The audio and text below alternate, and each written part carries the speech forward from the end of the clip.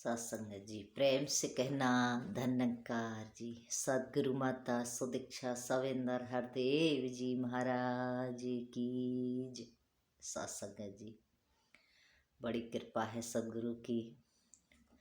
सत्संगत आज हर इंसान सुकून में सत्संगत जीना चाहता है, लेकिन सत्संगत जी कहते हैं अगर मन के अंदर सुकून है, शांति है, तो सत्संगत जी वो परिवार में भी सुकून ही फैलाएगा और कहीं समाज में जाएगा वहाँ पे भी सुकून ही सत्संगत देगा।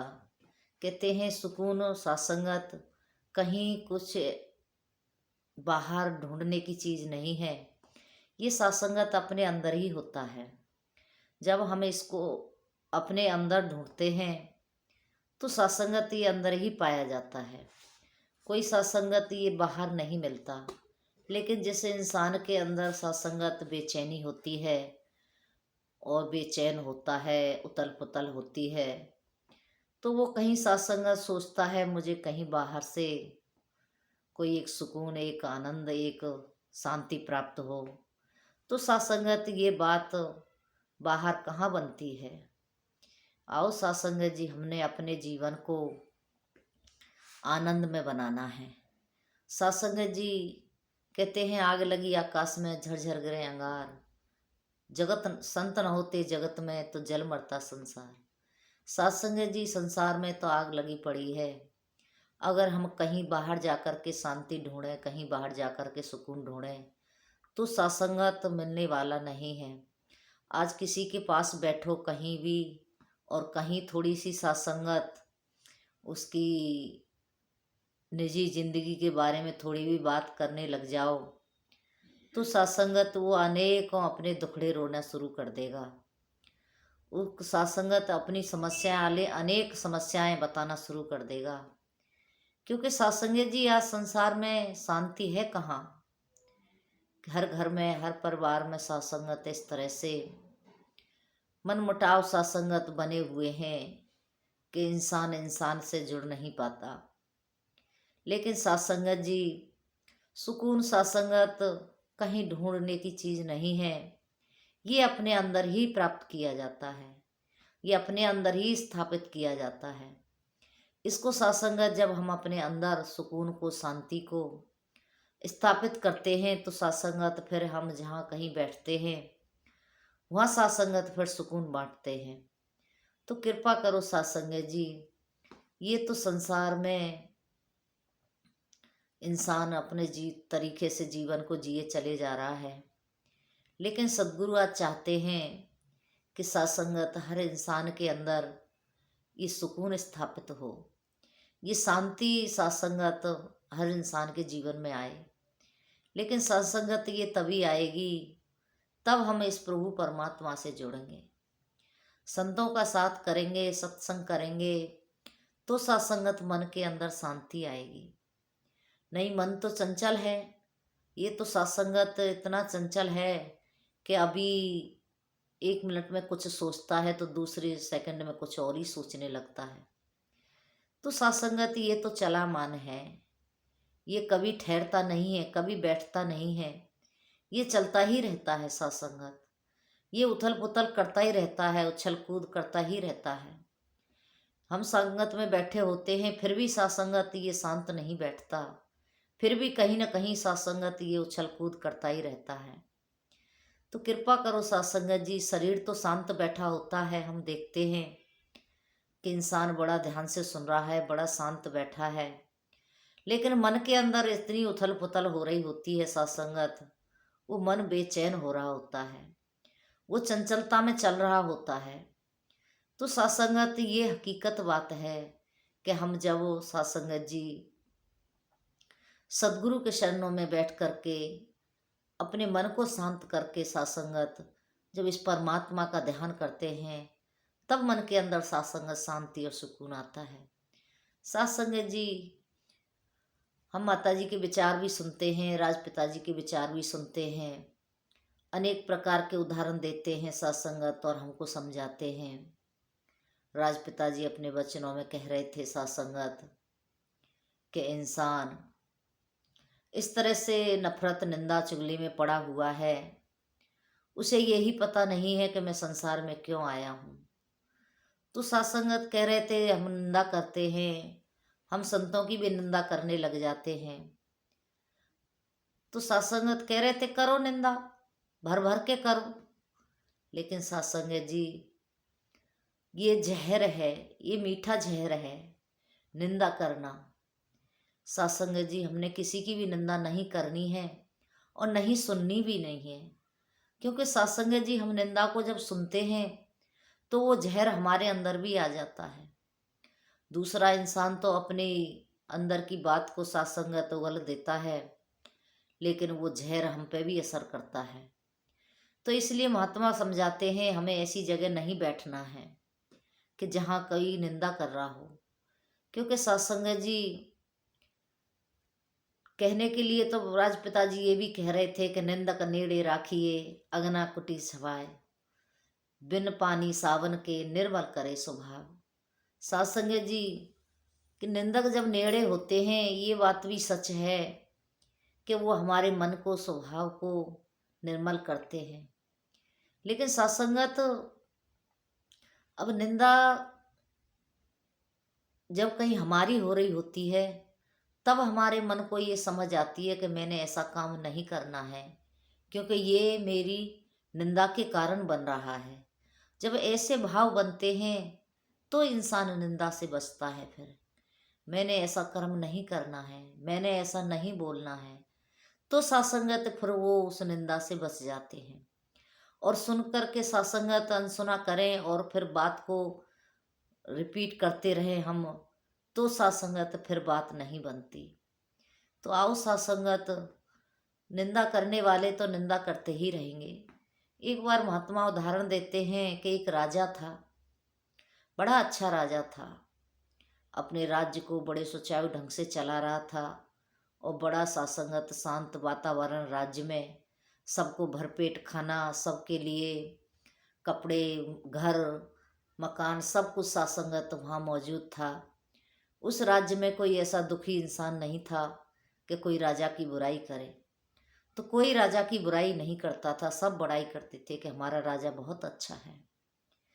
अब सत्संगत अब अच्छा है, सब बड़ाई करते हैं। अब कुछ समय बीता तो राजा को ऐसी कोई बीमारी हुई, सत्संगत उसको कोढ़ लग गया। अब राजा मन में सोचने लगा कि मैंने ऐसा कोई कर्म तो किया नहीं गलत, जिसके कारण मुझे ये बीमारी लगी है, ये रोग लगा है। अब ये रोग कैसे ठीक हो? सत्संगत अनेकों वैद्यों को बुलाया गया, इलाज कराया गया, लेकिन राजा ठीक नहीं हुआ। तो सत्संगत एक ब्रह्मज्ञानी संत को बुलाया गया और पूछा गया कि मेरी ये बीमारी कैसे ठीक होगी, मैं कैसे ठीक होऊंगा? मुझे इतनी भयंकर बीमारी लगी है, मैंने कभी ऐसा कोई कर्म नहीं किया, किसी के साथ बुरा नहीं किया, मैंने किसी को कभी सताया नहीं, लेकिन मुझे ये बीमारी क्यों हुई? तो सत्संगत महात्मा कहने लगे कि राजन, संसार में आपकी सब बड़ाई करते हैं और बड़ाई करते हैं, आपने इतने अच्छे कार्य किए हैं तो सब बड़ाई करते हैं। अब आपको ऐसा कुछ करना पड़ेगा कि जो लोग आपकी निंदा करना शुरू कर दें, आपकी बुराई करना शुरू कर दें। तो सत्संगत राजा ने सोचा ऐसा क्या करा जाए कि लोग मेरी बुराई करें, मेरी निंदा करें, मुझसे नफरत करें। तो सत्संगत राजा ने सोचा, दिमाग लगाया, तो उनके राज्य में जो काम करने वाली बाई रहती थी, उसके ही सत्संगत मन में ख्याल बनाया कि मैं इसके कमरे में जाया करूँगा। तो सत्संगत राजा चुपके छुपाके, कोई देखे ना इस तरह से सबको दिखाने के लिए, चुपके छुपाके उस बाई के कमरे में पहुंच जाते। उसको तो सत्संगत वो बहुत सारी बातें करते, लेकिन बातें कुछ राज्य की, कुछ घर की, कुछ परिवार की, कुछ समाज की, इस तरह से ही बातें करते थे, क्योंकि सत्संगत उनके घर की वो नौकर थी। तो उसको सत्संगत वो कुछ काम समझाना, कुछ करना, इस तरह से घंटों घंटों उसके कमरे में उससे बातें करना। तो राजा ने शुरू कर दिया। अब सत्संगत वहाँ आसपास लोग रहते थे, देखते थे। उन्होंने सोचा कि ये राजा क्या करते हैं, इस बाई के कमरे में क्यों जाते हैं, क्योंकि राजा तो पहले ऐसा कुछ नहीं करते थे। तो सत्संगत धीरे धीरे राज्य में खुसर फुसर होने लगी, बुराई होने लगी कि राजा तो हमारे अपने धर्म से, अपने रास्ते से भटक गए हैं, अपने धर्म से भटक गए हैं। ये तो एक बाई के कमरे में जाते हैं और वहाँ पता नहीं घंटों घंटों क्या करते हैं। तो सत्संगत दिखाने के लिए कुछ तोहफे, कुछ इनाम उनको बाई को देते रहे। तो लोग फिर सत्संगत सोचने लगे कि राजा तो बहुत बुरा है। सत्संगत जी लोगों ने बुराई करना शुरू कर दिया। अब घर घर में सत्संगत राजा की बुराई होने लगी कि राजा तो एक बाई के कमरे में जाता है और इस तरह से दुष्ट कर्म करता है, ये तो बहुत बुरा राजा है, इसने तो बहुत गलत काम किया है और ये तो राज्य करने के योग्य ही नहीं है। इस तरह से सत्संगत राजा की जब बुराई होने लगी तो उस राजा का धीरे धीरे करके वो कोढ़ सत्संगत ठीक होने लगा, उसका कोढ़ ठीक हो गया। सत्संगत जी कहने का भाव ये है, अगर हमने अपने मन को या अपने शरीर को कोई बीमारी लगानी है तो खूब निंदा करो। राजपिता जी ने कहा है खूब निंदा करो, भर भर के करो।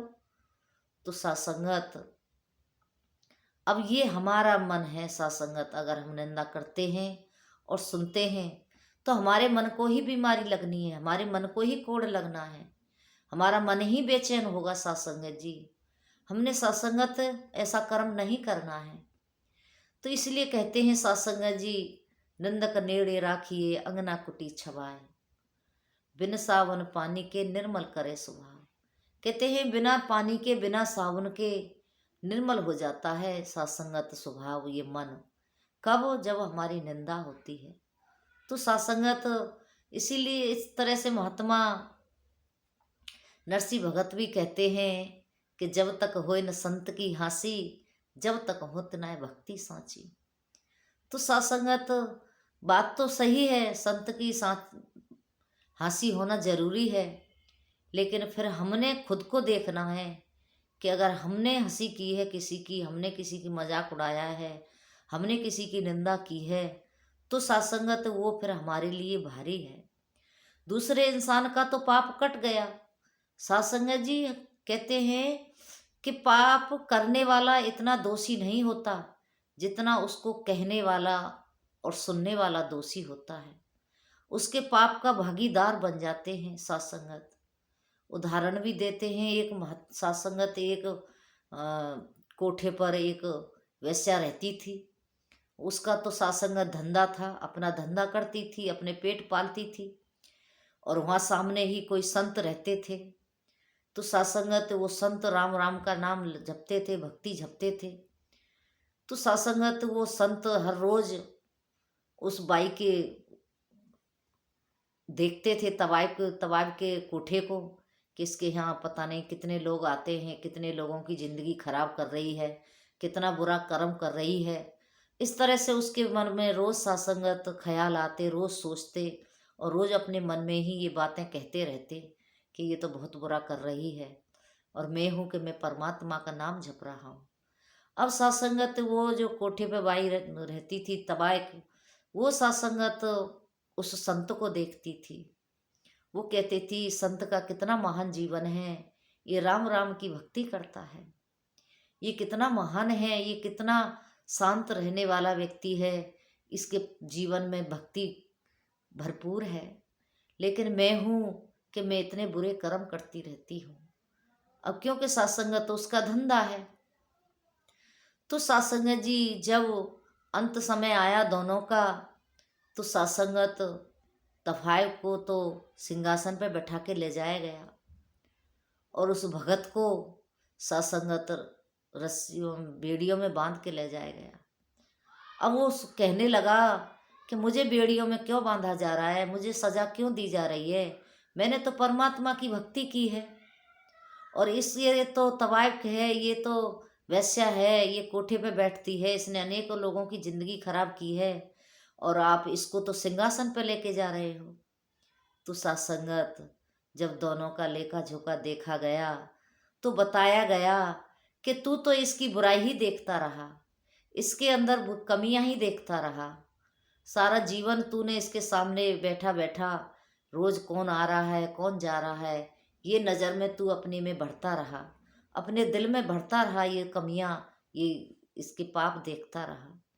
लेकिन ये तवायफ होते हुए भी जब तुझे देखती तो इसके मन में भाव आते कि कितने महान संत हैं, तेरे बारे में हमेशा इसने बड़ाई की, तेरे बारे में हमेशा इसने भला सोचा और तेरे दर्शन कर करके इसने अपने जीवन को कल्याण किया। और तूने इसमें निंदा की तूने इसकी, तो यही कारण है। तो सत्संगत कहने का भाव कि हमने निंदा में नहीं पड़ना है।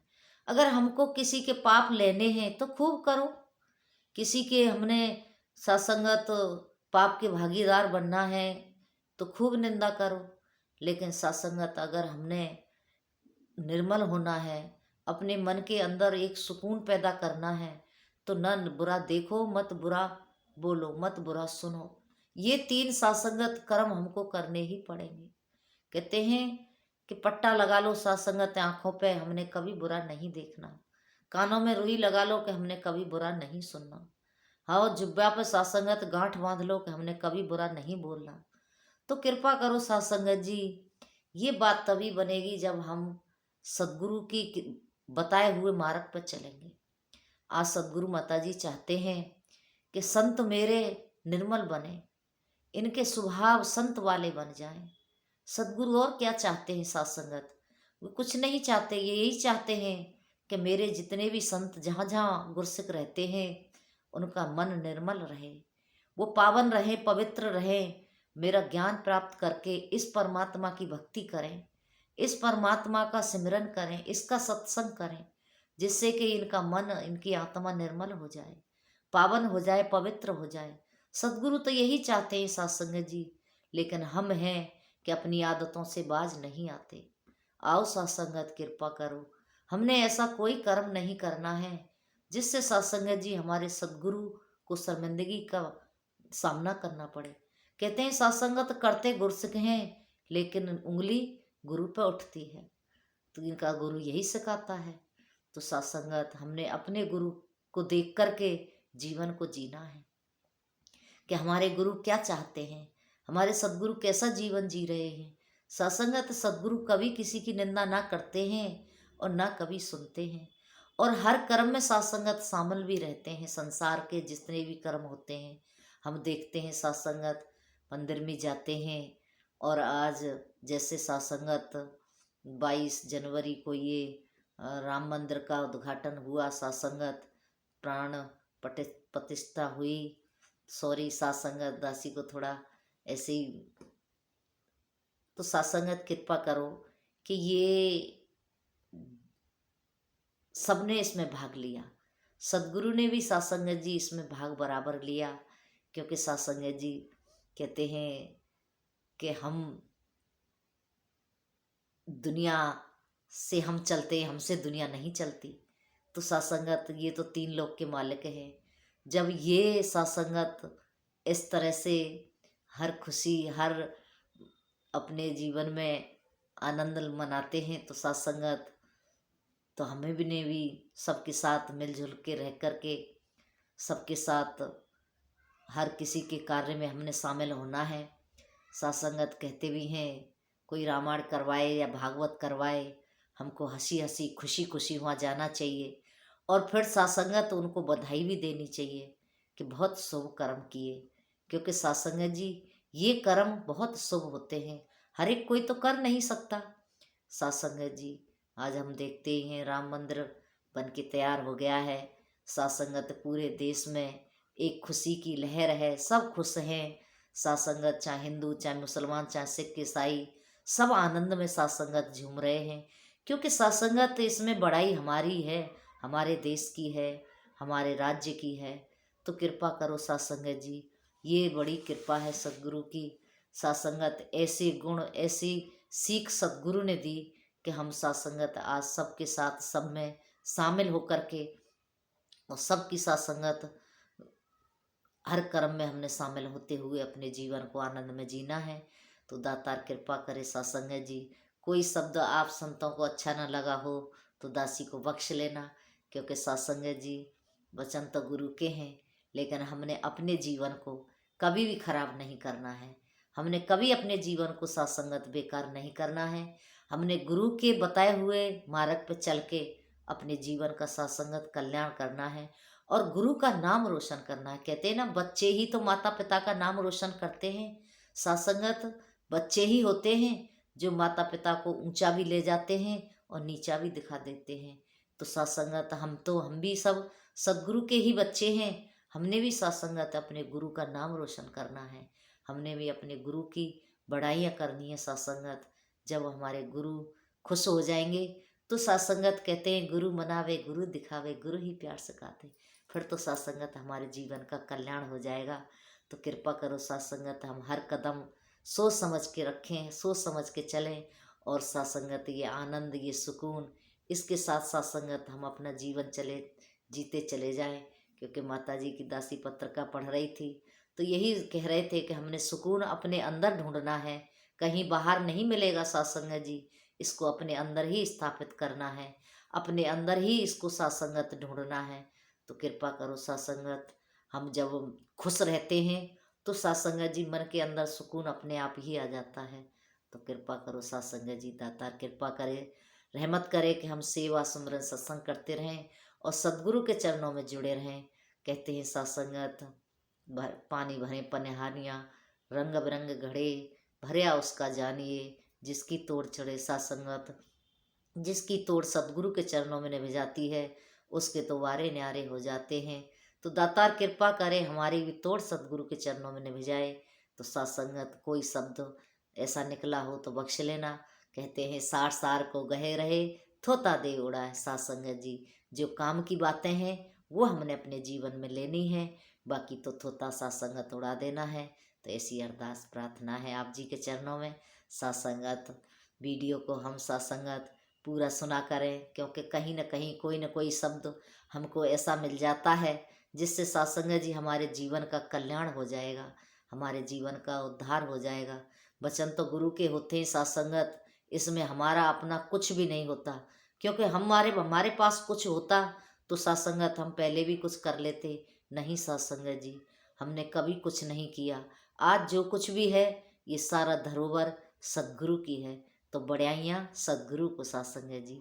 ऐसी अरदास प्रार्थना प्रेम से कहना। धन्यकार जी।